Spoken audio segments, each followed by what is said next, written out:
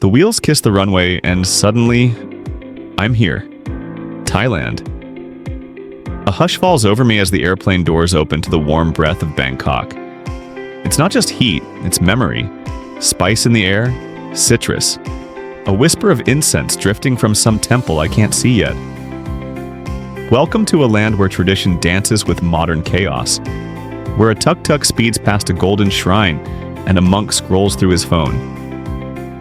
Inside the terminal, the world feels suspended. Languages mix like spices in a curry. Mandarin, French, Arabic, laughter. I glide past them all, following a silent current towards something unknown. Outside, the city hits like a symphony with no conductor. Skyscrapers claw toward the heavens, while street stalls below simmer with promise. I slide into the back seat of a blacked-out luxury cab. The engine hums low. We move through Bangkok like a drop of rain rolling down silk. Giant portraits of the king hover on golden arches.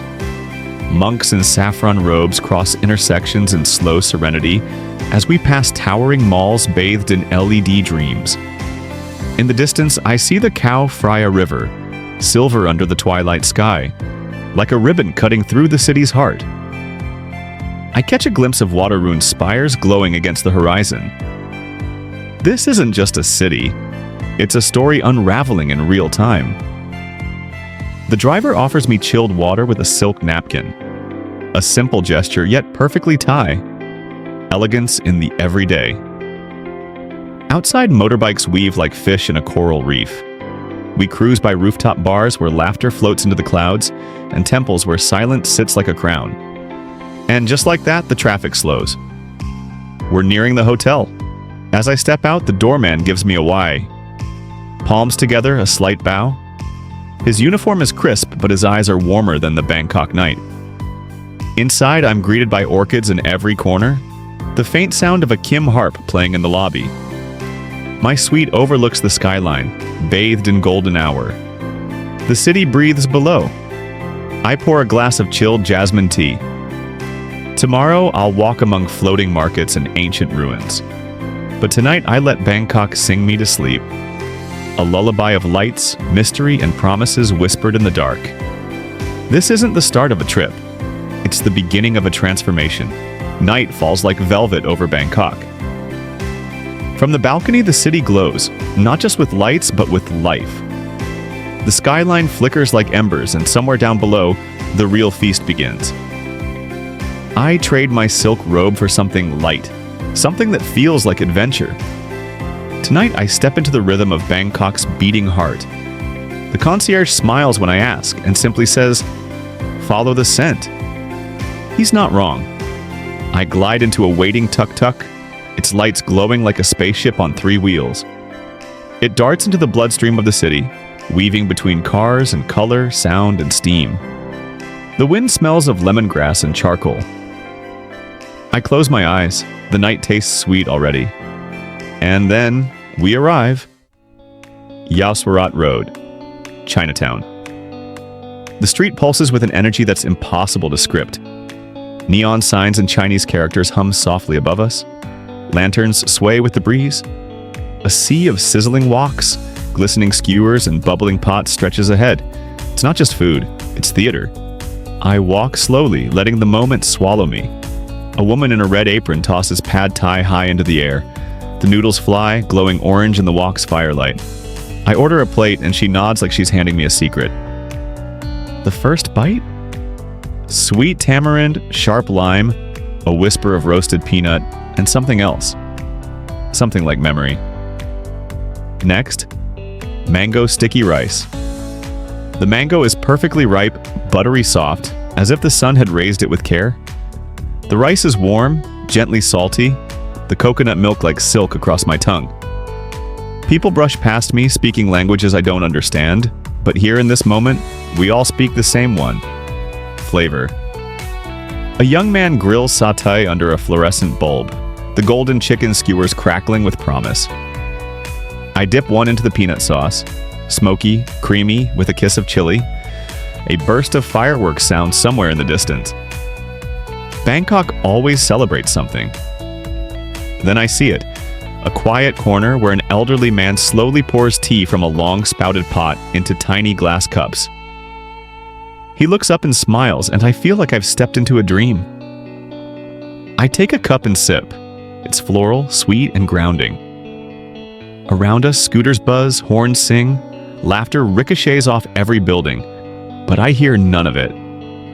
Right now, it's just me and Thailand, and a cup of tea that tastes like stories never written. I keep walking. The night has more to give. Durian, the forbidden fruit. Crispy roti folded with banana. Thai milk tea poured from golden tins. Everything is both foreign and familiar. Every bite is an invitation to come closer. And when I'm finally full, not just my stomach, but my soul, I step back into the tuk-tuk. It hums to life, pulling away from the chaos and back toward the calm. Bangkok's skyline greets me once more, glittering like a secret only I know. Tonight, I didn't just eat. I feasted on the soul of the city. Morning arrives in a hush. The sun stretches slowly over the rooftops of Bangkok, golden and unhurried. I rise before the city does, drawn by a pull older than any skyscraper, toward a place where the past still floats. My car glides out of the city, away from the concrete rush, into the folds of Thailand's countryside. The traffic fades, the buildings soften. Green begins to replace gray. There's a calm here, like the land is breathing differently. And then, water. The car stops beside a wooden dock, where long-tail boats rock gently like cradles. I step onto the worn planks, greeted by a boatman with a quiet smile and hands that look like they've known this river all their life. No words, just a nod, and the journey begins. The engine stirs softly to life, and we drift. I sit at the bow, the morning air wrapping around me like silk. The canal is narrow and shadowed by trees, their roots dipping into the water like old fingers. Birds sing. Somewhere, incense burns. The world feels slower here, more intentional. And then it opens up, the floating market. Color explodes on the water like a painting come alive. Boats everywhere. Small wooden vessels, each one a story. Women in wide-brimmed straw hats sell everything from lotus flowers to steaming bowls of noodles. The scent of coconut milk hangs in the air like perfume. I glide past a boat where pineapples are being cut with perfect rhythm, their yellow flesh glistening in the morning sun. I reach out. She offers me a slice. I take it with a Y and taste the sun itself, sweet, clean, alive. A young boy paddles by selling orchids. A woman fries spring rolls over a tiny stove balanced between oars. Another brews Thai coffee in a cloth filter, pouring it from tin to tin like a ritual. I order one. Strong, rich, with condensed milk like caramel. It warms my hand, my heart. There are no skyscrapers here, no sirens, no time. Only water and wooden smiles, and the sound of fruit being peeled, of soup being stirred, of history being lived. The boatman points to a small jetty where monks gather, bowls in hand, collecting alms from passing boats. A soft moment, reverent. I watch as a vendor bows her head and offers rice, the monk blessing her with a murmur of Pali. The canal for a moment feels like a temple. We drift further, past teak houses on stilts, their balconies overflowing with plants. Past a mural painted on a crumbling wall, a woman dancing, eyes closed, forever mid-motion. The wind carries the sound of a bamboo flute. I never find the source. Eventually we turn. The market begins to fade behind us like a dream dissolving with the morning light. But something lingers, not just in memory, but inside me. A sense that I've touched a place time forgot to chase. Back on the dock, I step onto land again. My shoes feel too modern. The phone in my pocket feels out of place. Somewhere across the canal, someone's laughing. A boatman's oar dips into the water like punctuation in a sentence still being written. Today, I didn't just visit a market. I floated through a memory. That wasn't mine, but somehow became part of me. The road to Ayutthaya stretches like a memory, long and quiet.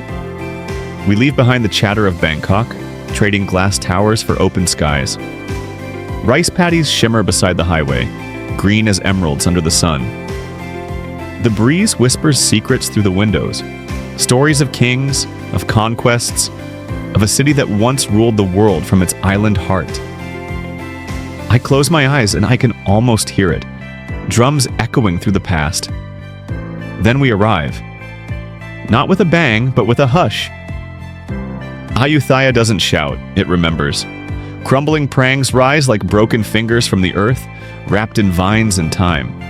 Brick by brick, they tell stories no book could hold. Elephants once walked these roads. Monarchs once bathed in these moats. Now all that remains are statues, stoic, sublime, and still. The first steps feel sacred. I walk barefoot onto warm stone, beneath a sky wide enough to carry history. Wat Mahathat welcomes me first, a forest of ruins, where roots cradle the face of the Buddha. His expression is peace itself, wrapped gently in the arms of a Bodhi tree. People whisper here, even when they're alone. A monk in orange robes walks by, sweeping the path with a bamboo broom. Dust rises like incense. I follow the echoes of his steps, deeper into the heart of the ancient capital. Every temple is a poem. Wat Ratchaburana, Wat Farasi Sanfet. Each one like a breath held for centuries. I climb a worn staircase, the bricks warm under my fingers. At the top I look out, a panorama of silent power. Dozens of chetties, rounded and royal, dot the land like fallen crowns. The wind moves slowly here, as if it knows not to disturb the ancestors. A local guide tells me that once these temples were lined with gold. Real gold. Burnished and blinding, before Burmese cannons silenced the kingdom. Now there's only red clay and memory, but somehow it feels richer this way.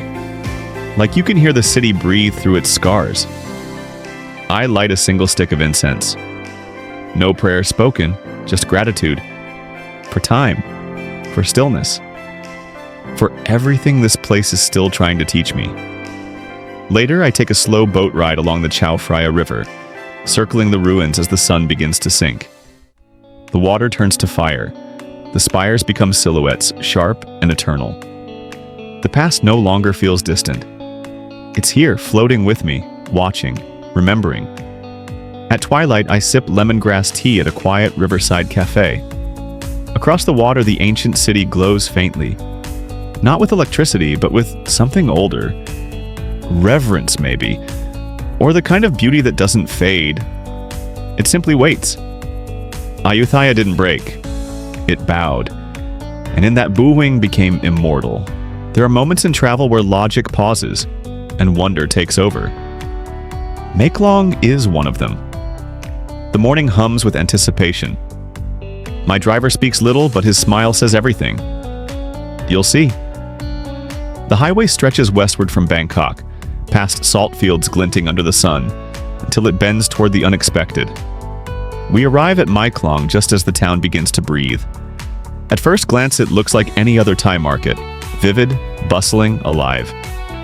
Vendors in sun hats stir pots of curry, fans spin lazily above hanging bananas, and plastic stools cluster around carts offering mango sticky rice and steaming noodle soup. But then I notice it. Beneath my feet. Steel. Train tracks. Right through the heart of it all. The market is built on them. No, woven around them. I walk carefully as if between two worlds. The stalls spill over the rails with baskets of lemongrass, papayas stacked like treasure and fish glistening on beds of ice. Bright tarps stretch overhead like patchwork clouds, shading the vendors and their goods. I ask for a coconut. It's cut fresh, handed with a grin, and I drink deeply. Cold, sweet, real. The market breathes rhythmically like it knows something's coming. Then, a bell. Far, faint, but unmistakable. The vendors don't panic, they dance. Like choreographed magic, the tarps come down. Metal poles fold inward, carts slide back mere inches. Voices call out in practiced harmony. In seconds, the bustling market has pulled itself just enough to the side, but not away. And then, the train. I hear it before I see it. A deep metallic rumble cutting through the crowd. Cameras rise, feet shuffle, but no one screams, no one runs. We just watch. The yellow locomotive creeps through close enough to touch. The horn is polite, not intrusive. The train moves with deliberate grace, brushing past hanging fruit, gliding inches from spice baskets. My breath catches as it passes before me, a moment suspended, time stitched in steel, and then, as if it were only a passing breeze, it's gone. No explosion, no chaos, just the rumble fading into the distance. The vendors smile. Tarps rise again. Stalls resume their rightful place on the rails. As quickly as it paused, the world begins once more. Unchanged yet unforgettable. I walk on, barefoot now, feeling the warmth of the tracks beneath my soles. There's something poetic about selling life on steel, about trusting the rhythm of something greater than yourself. The market doesn't fight the train, it welcomes it, embraces it, makes space and keeps thriving. Maybe that's what travel teaches you, to adapt, not resist, to move when the universe says move, and then to return. As I leave Maeklong behind, the coconut still cooling my hand, I can't help but smile. I came to witness a train run through a market. Instead, I witnessed harmony. The train north hums like a lullaby. I watch from the window as city steel fades into velvet green. The landscape rises gently like a breath being drawn in. Rice fields roll by, dotted with water buffalo and old wooden homes wrapped in morning light. Somewhere between Bangkok and Chiang Mai, I lose track of time. And maybe that's the point. The north doesn't arrive with a rush, it invites. Chiang Mai cradles you the moment you arrive, not with grandeur, but grace. The mountains watch from afar, cloaked in mist and mystery. The air is cooler here, softer somehow, laced with jasmine, lemongrass, and the faint scent of incense drifting from temple courtyards. I check into a quiet boutique resort, hidden in the green folds of Doi Suthep's foothills. Polished teak floors, silk drapes, and the gentle murmur of fountains.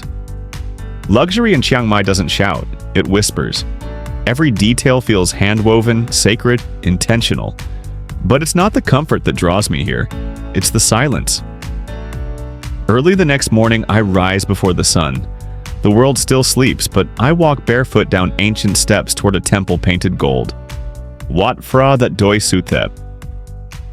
Perched on the mountain, it watches over the city like a timeless guardian. The climb is steep, 309 steps lined with a dragon's body carved in mosaic, its scales glittering in the dawn. Each footfall is a meditation. The trees hush around me, and by the time I reach the top, the world feels reborn. Golden spires pierce the sky. Bells chime softly in the breeze. Monks move like shadows in saffron robes, offering blessings with bowed heads and eyes full of ancient calm. I kneel not out of religion, but reverence. Something here feels eternal, like the mountain knows who you really are. The view stretches endlessly. Chiang Mai below glows in the soft light, waking slowly. I breathe in the quiet, and it breathes back. Later, I wander through the old city, where ancient walls guard a heart that beats gently. There's no rush here. Motorbikes glide by like dragonflies. Artists sit cross-legged painting lotus flowers on handmade paper. I sip Thai tea at a garden cafe shaded by frangipani trees. And then, night. Chiang Mai becomes something else entirely. Lanterns, thousands of them, floating, rising, glowing with whispered wishes. It's Yipeng, the Festival of Lights. The riverbank is lined with glowing faces, children clutching paper lanterns, couples holding hands in prayer. We light our lanterns together, fingers trembling, and watch them rise. Tiny suns drifting into the night sky. For a moment, it feels like heaven opened its doors. Above me, 1,000 dreams burn quietly, carried by heat and hope. Below me, the river reflects them all, a mirror of the soul. And I realize, Chiang Mai isn't a place you visit. It's a feeling you return to. One that stays with you like the glow of a lantern, long after it's disappeared into the stars. In the folds of Chiang Mai's emerald hills, far from the noise of tuk-tuks and tangled wires, lies a rhythm that is older than cities. It is the rhythm of the jungle, the breath of the earth, and the soft, slow footsteps of giants. We wake before sunrise again, the world still wrapped in quiet mist. A four-wheel truck rocks gently up a dirt path, tires kicking up the memory of monsoon rains. The deeper we go, the more the forest leans in, as if whispering secrets only the mountains can hold. Then suddenly, silence. We've arrived. No cages, no chains, just the rustle of bamboo, the trickle of a distant stream, and the presence of something ancient. They emerge without warning, not from behind bars, but from behind trees. Elephants, not performing, not forced, just being, walking, swaying, living. Free. Their eyes meet mine and hold it, long, deep, and disarming. Not wild, not tame, just aware. As if they remember something we've forgotten. A language spoken not with words, but with presence. The guide, a local woman with skin kissed by the sun and a voice soft as wind, tells us this is a true sanctuary. A place where rescued elephants, once bound to labor or entertainment, now live out their days in peace. No rides, no tricks, no cruelty masked as culture. Only healing. We're handed woven baskets of bananas and sugarcane. The elephants approach, curious, gentle. Their trunks, like velvet ropes with a mind of their own, curl around my offering, brushing my palm with unexpected tenderness. One nudges me softly as if saying, "Thank you." And in that moment, time slows. We walk together through the jungle side by side, not as tourist and animal, but as travelers, my two souls sharing a path. The forest becomes a cathedral. Sunbeams break through the canopy, lighting our steps like stained glass. At the river we wade in, the elephants splash, trumpet, roll in the mud with joy that's almost childlike. We laugh, they rumble. It feels like the world is learning to smile again, and I realize luxury isn't always silk sheets or infinity pools. Sometimes it's this: mud between your toes, a splash from an elephant's trunk, the weight of your own heartbeat sinking with something much bigger. In their eyes, I see forgiveness. In their steps, I feel grace. And in their silence, I hear truth. Before we leave, one of the elders, a towering female with a scar across her side, stops and turns to face me. She doesn't move, just looks, as if to say, "You're part of this now." And maybe I am. As we drive back down through the jungle, I feel lighter, quieter, changed. Because here in the green lungs of Chiang Mai, I didn't just meet elephants, I remembered how to be human. The road narrows and the sky lowers. Misty fingers pull at the windshield, and the forest deepens with every curve. We are rising. Leaving behind the temples and city lights of Chiang Mai, we drive toward the heavens, toward Doi Inthanon, the highest peak in Thailand. They call it the roof of the land of smiles, but it feels more like the doorway to another world. As we ascend, the landscape transforms. The heat of the lowlands fades, traded for a cool, crisp air that tastes like rain and pine. Layers of clouds drift across the mountainside like ancient spirits. Here, altitude becomes attitude, and everything slows. Birdsong replaces engines, wind replaces words. We stop first at the twin pagodas, Phra Mahathat, Nafa Mathanadon, and Nafaphon Fumasiri, built to honor the king and queen. They stand like sentinels in the clouds, surrounded by immaculately manicured gardens that bloom defiantly in the chill. Orchids, azaleas, and Himalayan cherry blossoms. A burst of color against a silver sky. I walk between them in silence, each step cushioned by moss, each breath full of something ancient. The air here feels clean, not just in body, but in spirit. Below, clouds roll over the valley like waves. The land looks painted. Villages shrink into miniatures, rivers like threads of silk. I feel small, but in the best way, not insignificant, but connected. Part of something grand and breathing. We move higher. At the summit, there's no grand monument, no gift shop, just a simple wooden sign marking 2,565 meters above sea level. The wind howls like a monk's chant, and mist dances between the trees of the cloud forest. And the forest? Oh, the forest. It's a cathedral of green. Moss climbs every trunk. Ferns spiral from the earth. Trees wear coats of lichen and fog like royal robes. Sunlight filters in thin beams, catching raindrops mid-fall. Each step forward feels like trespassing into a world untouched, as if the mountain itself is dreaming. We stop by Angkor Nature Trail, a wooden path winding through a surreal, Tolkien-like woodland. Frogs chirp like flutes. Leaves drip. The forest doesn't speak, it listens. And in that silence, I hear something. My own breath. My own heart. My own thoughts. No longer racing, no longer seeking. Just there. Present. Still. This is what Doi Inthanon offers. Not adrenaline, not excess, but clarity. Later, in a small hill tribe village nearby, I sip mountain tea with an elder. He smiles, says little, just watches the mist roll in. He's lived here all his life. No rush. No noise. Just the mountain. Always watching, always whispering. Before we leave, I turn one last time toward the peak. The clouds open for just a second, revealing the full sweep of the valley below. And in that fleeting view, I see it. Not just Thailand, but the silence within myself I didn't know I was searching for. The day begins like any other, with the hum of a world in motion. But here, in the shadow of ancient temples and the tranquil hills of Chiang Mai, time feels more like a gentle river. Slow, deliberate, inviting you to sink deeper. We arrive at the Wat Suan Dock Temple, its golden spires reaching up through a veil of morning fog. This is not a typical tourist spot.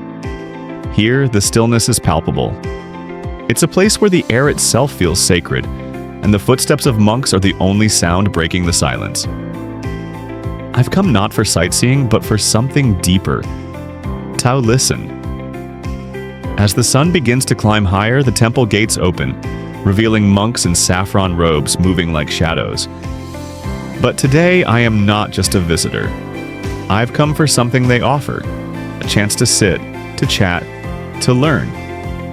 This is Monk Chat, a program where travelers from all walks of life come to sit with monks, ask questions, and gain insights into the teachings of Buddhism. There are no grand lectures here, no formal sermons. Just quiet conversations in the presence of wisdom that has been passed down for centuries. I meet my monk guide, a young man with a serene expression and eyes that seem to have seen beyond the world. His name is Phra Somchai.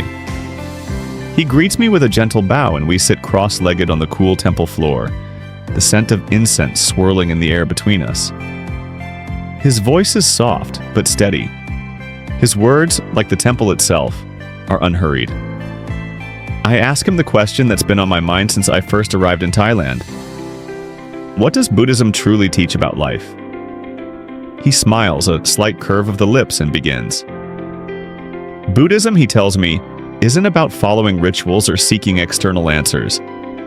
It's about understanding impermanence and the fleeting nature of everything around us. Suffering, the universal truth that life, in all its beauty, is also full of pain.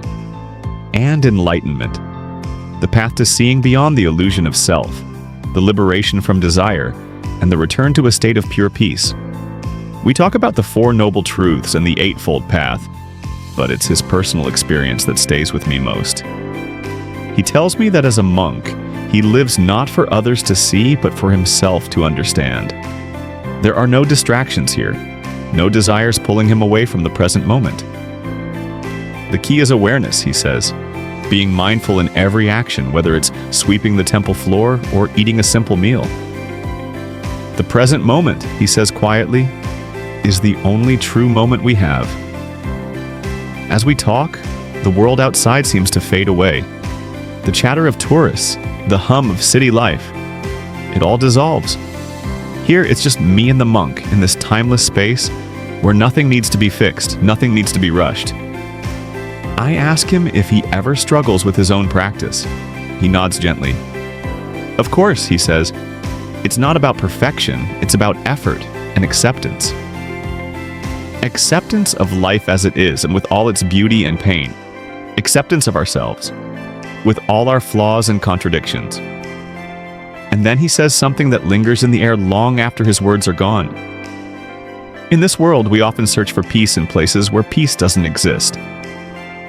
But peace, he smiles, is something we must cultivate within.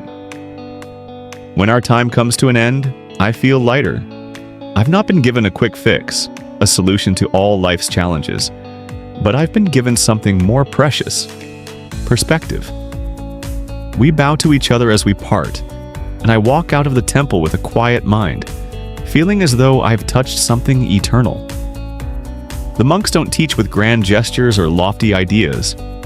They teach with silence, with presence, with a way of being that transcends the noise of the world.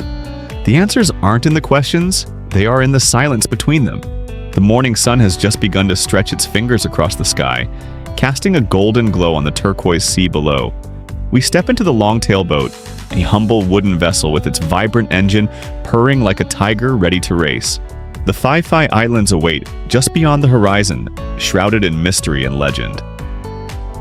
As the boat's engine hums louder, we pull away from the coastline, the spray of the ocean mingling with the warm morning air. The sea is as still as glass, reflecting the soft blues of the sky and the sharp outlines of towering cliffs that rise like ancient sentinels from the water. Each wave ripples through the water like a whispered secret, and we glide forward into a world untouched. The long-tail boat rocks gently with each passing swell. There's a rhythm here, a flow, as if the boat itself has been moving through these waters for centuries.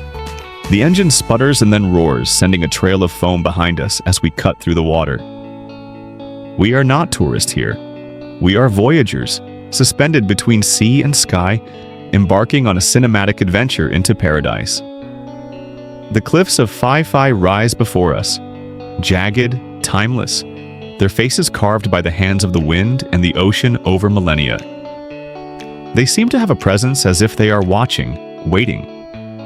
They are both ancient and ever-changing, their rocky surfaces streaked with green vegetation, clinging to life in places where even the hardest of storms cannot wash away the roots. The first island we approach is Phi Vai Le, a place of myth and beauty. We circle around its edges, drawn closer by its magnetic presence. The water here is as clear as the finest crystal, revealing the vibrant coral reefs below. Schools of fish dart beneath the surface, moving like flashes of light, a living tapestry of color. There's a moment of stillness, as if time has momentarily ceased. The boat stops. The engine quiets. We drift in the water, surrounded by sheer cliffs that rise sharply from the sea, almost as if reaching for the sky. The sound of the ocean and the wind is the only music, and I can feel the pulse of this place. Raw, wild, eternal. I step onto a small, secluded beach where the sand is soft, almost like powder. The cliffs tower over us like the walls of an ancient cathedral. The water laps gently against the shore, its color shifting from light turquoise to deep emerald green. I close my eyes for a moment, letting the sun wash over me and the sound of the sea fill my soul. This is the Phi Phi Islands, on a place where the earth meets the sky, and the sea meets the cliffs. Every corner, every wave, every rock seems imbued with a magic that you can't quite put into words. There is no rush here, no time, just the endless rhythm of the water and the gentle whisper of the wind. As we leave Phi Phi Le and continue toward Phi Phi Dawn, the larger of the two islands, I can see the lush green hills and vibrant beaches that dot the coastline.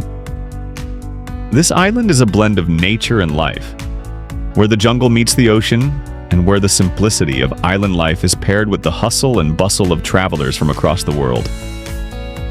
We dock on one of its pristine beaches, and I step off the boat into warm, shallow waters, feeling the pulse of the earth beneath my feet. It's a surreal feeling, standing here in this paradise, a place so many have dreamed of, but so few truly experience. We walk along the beach, the sand still warm from the sun's early touch, and I can't help but pause. The beauty here feels otherworldly, like a dream that I'm afraid might slip away if I blink. The waves roll in, soft and inviting. The cliffs rise behind us like silent guardians, and I'm reminded of the peace that comes when nature reveals its most breathtaking secrets. Here in the Phi Islands, you don't just see beauty, you feel it. It's the calm of the water, the quiet hum of the boat as it drifts, the cool touch of the sea breeze, and the embrace of these ancient cliffs standing like timeless sentinels against the horizon. This is paradise, not in the way we've been taught to imagine it, but in the way that is most real. Raw, alive, and unforgettable. Beneath the surface, the world is alive with a quiet that feels almost sacred. A realm untouched by the noise of the world above. As we slip into the cool, clear water of a secluded lagoon, the air is still, and the sounds of the bustling world fade into nothing. Only the sound of my breath, steady and slow, fills my ears. I adjust the snorkel mask, and with a single stroke, the surface tension is broken, and I slip into the embrace of the sea. We are at one of Thailand's hidden lagoons, a place so remote that it feels like we've entered another world. The water here is a shimmering shade of turquoise, so clear it seems to hold the light itself, refracting it into brilliant, prismatic colors. The warmth of the tropical sun is replaced by the cool kiss of the ocean, and the quiet is profound. It's as though the underwater world is holding its breath, waiting for us to witness its secrets. A flick of my flippers propels me deeper, and suddenly the lagoon opens up like a vast, watery cathedral. The coral reefs stretch before me, vivid and alive. There's a gentle sway to the underwater world, as if the sea itself is breathing in rhythm with my movements. The colors here are unlike anything I've ever seen. Soft pastels and bright bursts of orange, purple, and electric blue. Tiny fish dart in and out of the coral, their scales flashing like diamonds. As if they're dancing to a melody only they can hear, the water is teeming with life, every inch a new discovery.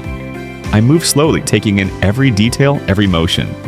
A sea turtle glides by, its movement slow and graceful, as if it's been living here for centuries, unfazed by our fleeting presence. Beneath the surface, everything is slowed down. The chaotic rush of life above the water has no place here. In this moment, I am part of something bigger, part of the pulse of the ocean, the rhythm of the tides. There is no rush.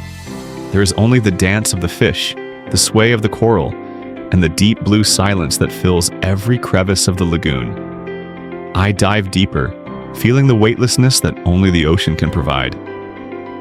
It's as though gravity itself has loosened its grip on me, and I float in this strange, otherworldly silence. I'm a part of the marine life here now, moving with the current, a fleeting presence in a place that has remained unchanged for eons. A school of vibrant fish swirls around me, their bodies shimmering like 1,000 tiny mirrors. They move as one in perfect harmony, like a living work of art. I follow them for a moment, marveling at their effortless grace before drifting toward a hidden cove. The rocks here are covered in soft green moss, and the water is so clear that I can see straight to the bottom. A perfect, untouched world. There are no sounds here except for the gentle bubbles of air escaping my snorkel. No voices, no distractions. Just the rhythm of my breathing and the silence of the sea. It is a peace unlike any I've known. A peace that can only be found underwater, in a place where time doesn't exist and the outside world cannot touch. I pause to float on the surface of the lagoon, my eyes closed, listening to the water lap against the boat. I feel the sun warming my skin through the water, a soft contrast to the coolness surrounding me. In this suspended moment, I am connected to everything: the air, the sea, the creatures that glide beneath me, and the world beyond the water's surface. Everything is as it should be.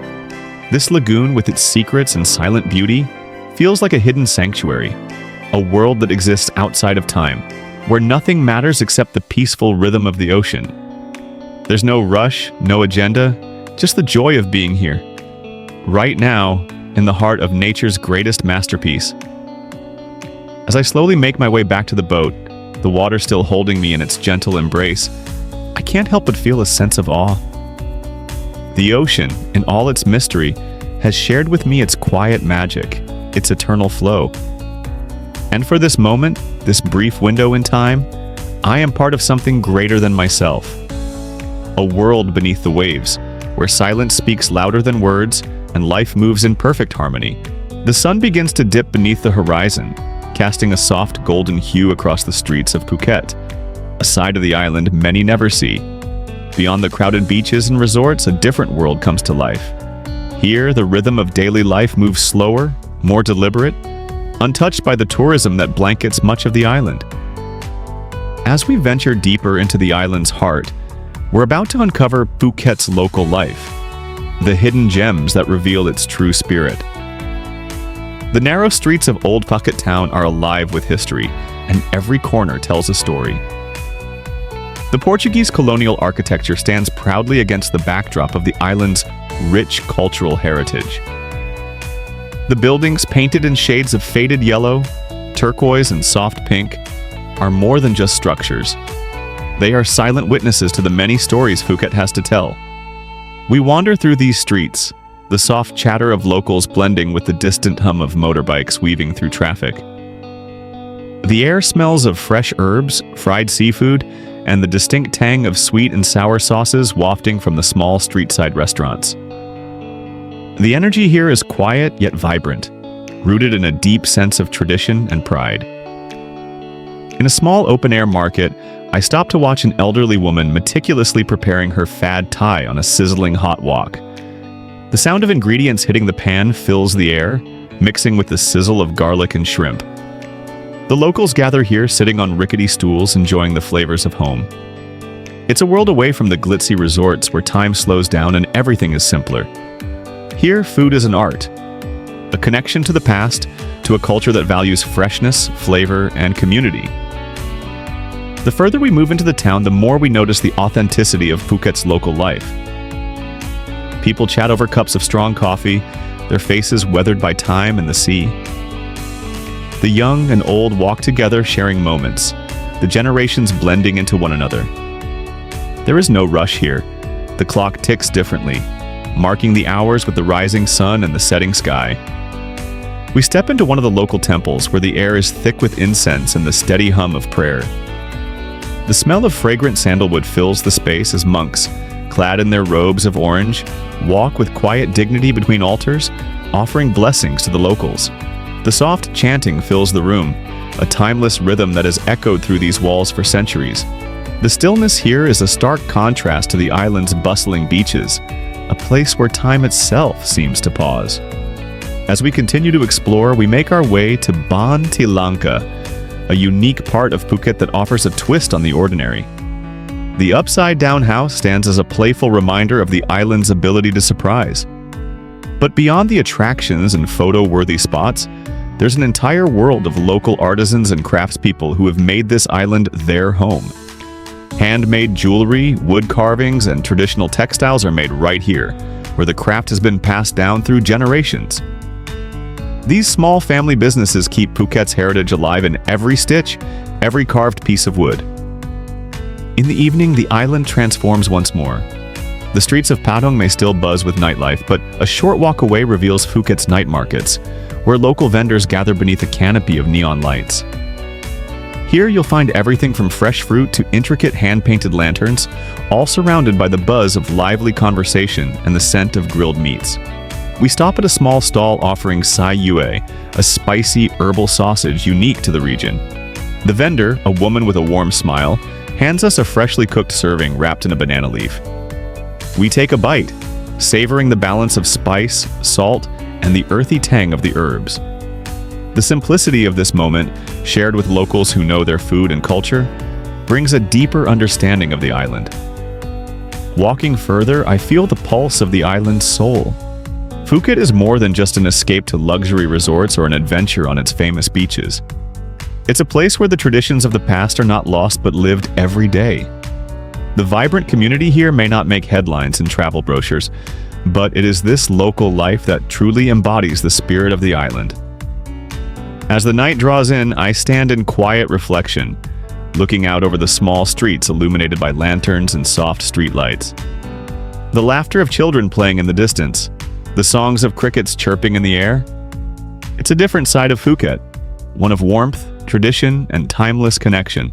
The boat rocks gently as we glide across the glassy sea, the warm breeze ruffling my hair. We've left behind the familiar shores of mainland Thailand, and ahead of us lies the promise of something different, something more serene. Today we're journeying to Koh Lipe, a hidden gem in the Andaman Sea, a place where the world seems to pause, held in the quiet beauty of nature. The sun is already high in the sky, its rays dancing across the surface of the water like a million tiny diamonds. As we approach the island, the outline of Koh Lipe comes into view, a sliver of paradise wrapped in the embrace of crystal-clear waters, surrounded by small islets, each one more inviting than the last. This isn't just any beach. This is the kind of paradise you only read about in dreams. The boat cuts through the water with ease, and as we near the island, the colors of the sea deepen into every shade of blue imaginable. The beach here is like something out of a painting. Soft white sands stretch out in every direction, framed by lush green trees swaying gently in the breeze. The water is so clear that you can see straight to the bottom, where colorful fish dart between rocks and coral, and the vibrant coral gardens sway in the gentle currents. Stepping off the boat, the soft sand gives way beneath my feet, warm and inviting. The air is thick with the scent of the ocean, salty, fresh, and pure. There are no crowds here, no bustling tourists or noisy vendors. Just the sound of the waves lapping gently at the shore and the occasional call of a bird in the distance. This is the quietest place I've been, a world away from the cities and the crowds, where the only thing that matters is the present moment. Koh Lipe is known as the Maldives of Thailand, and it's easy to see why. The island feels untouched, a secret paradise that time has forgotten. As I walk along the beach, I feel a sense of peace settle over me. The colors of the sky shift from blue to a soft pink as the sun begins its slow descent, casting a warm, golden glow over everything it touches. The serenity of the place is almost overwhelming. It's as if the island is holding its breath, waiting for us to take it all in. We make our way to the small village on the island, where traditional wooden huts line the narrow streets, their bright colors standing out against the backdrop of green. The village has a charming, laid-back atmosphere. No luxury resorts or high-rise buildings, just simple, welcoming spaces that reflect the local way of life. The people here greet us with warm smiles. Their hospitality is pure as the island itself.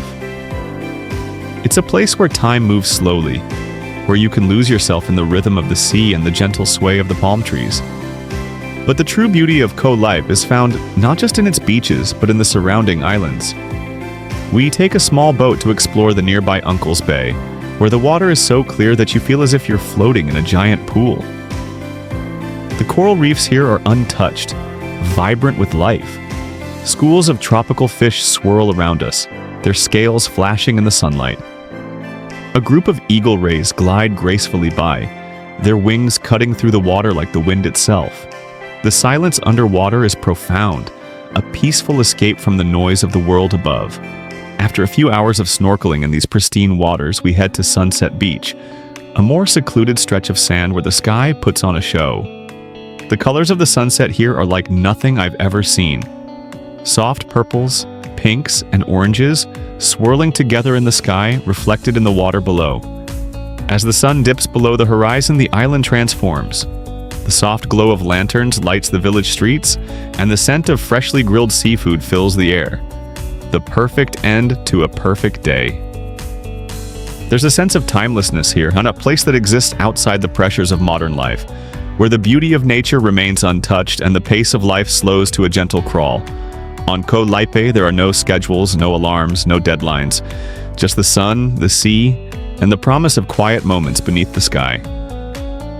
As I sit on the beach watching the last light of day fade into twilight, I realize that this is what paradise is meant to be. Simple, serene, and perfectly in tune with nature. place where everything slows down and you can just be. And just like that, our journey through Thailand comes to an end. We've walked through time, touched history, and felt the pulse of this beautiful land. From the floating markets to the tranquil mountaintops, each step has brought us closer to the soul of Thailand. But remember, every journey is a memory in the making. And while this one ends, the spirit of Thailand will linger in your heart, in the flavors of its food, the warmth of its people, and the peace of its nature. Thank you for traveling with me, for experiencing the unseen, for walking these beautiful paths together. If you enjoyed this journey, don't forget to like and subscribe for more cinematic travel experiences. Hit that bell icon so you never miss an adventure. There's always more to discover. See you in the next journey.